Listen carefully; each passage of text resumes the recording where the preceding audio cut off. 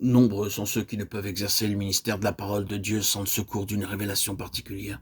S'il leur arrive parfois d'en être dépourvus, alors leur ministère se trouve au point mort, parce que cette révélation est la source de leur éloquence. Que la révélation nous soit nécessaire pour le ministère de la parole, c'est une chose certaine. Mais considérons ainsi que la révélation ne nous est pas accordée sans interruption aucune. Il en est ainsi dans le cas des 12 apôtres, et il en était également ainsi même à l'égard d'un homme tel que Paul. Lorsque Paul écrit aux Corinthiens, nous pouvons découvrir l'intimité de sa personne, car il ouvre son cœur et nous parle de lui-même. Nous avons un homme qui, dans sa lettre aux Romains, met en évidence la profondeur du salut par la grâce. Et dans sa lettre aux Éphésiens, il met en lumière la profondeur de la révélation qu'il a reçue.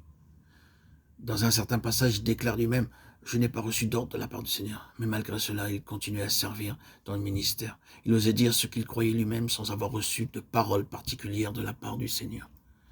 Cela est très étonnant. Il expose alors la base sur laquelle il avait osé poursuivre son ministère. « Je donne un avis comme ayant reçu du Seigneur miséricorde pour être fidèle. » Paul, de manière très claire, disait qu'il faisait part de son propre jugement. Il ne parlait pas d'une chose qui lui avait été donnée à ce moment particulier, mais il donnait simplement son opinion à l'égard de ce qui lui avait été présenté. Quelle grande chose de pouvoir faire cela. Au cours des siècles, les théologiens se sont posé des questions au sujet de ces déclarations de Paul, mais Paul savait ce qu'il disait. Il osait quelquefois dire ce qu'il pensait lui-même dans le domaine spirituel sans en avoir une révélation immédiate. Parler dans de telles circonstances pouvait paraître présomptueux aux yeux des autres, mais il n'y avait aucune présomption de la part de Paul. Les chrétiens qui reçoivent uniquement assez de grâce pour faire face aux besoins immédiats doivent conserver le silence jusqu'à ce qu'ils aient reçu quelques paroles particulières venant du Seigneur.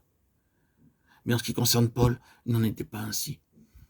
Son secret était celui-ci. Pendant des années, il y avait eu une accumulation de la grâce de Dieu dans sa vie. Avec Paul, nous voyons un homme qui affirme, et cela à plusieurs reprises, qu'il n'a pas reçu un ordre du Seigneur pour parler, 1 Corinthiens 7, 6, 12, 25, et qui cependant parle. Finalement, lorsqu'il a dit tout ce qu'il devait dire sur le sujet en question, il déclare encore qu'il exprime son propre jugement. Il conclut toutefois par cette remarque: « Et moi aussi je crois avoir l'Esprit de Dieu », 1 Corinthiens 7, 40.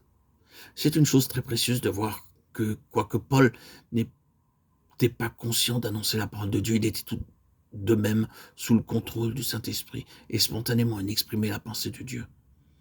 Certains croyants sont toujours empressés d'affirmer que l'Esprit les anime pour dire ceci ou cela.